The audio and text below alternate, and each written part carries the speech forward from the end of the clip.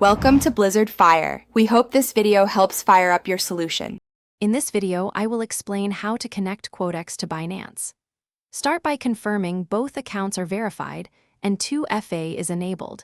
Then gather API keys from Binance and the withdrawal address from Quotex, ensuring matching networks and memo tags when required to prevent lost funds.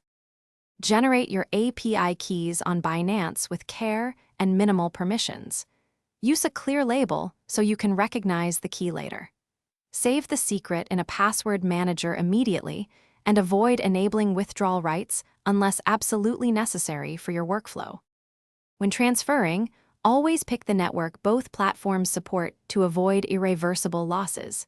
Send a small test amount first to confirm everything works.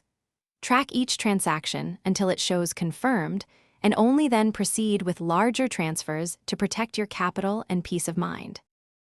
Thanks for watching. If you found this helpful, don't forget to like and subscribe.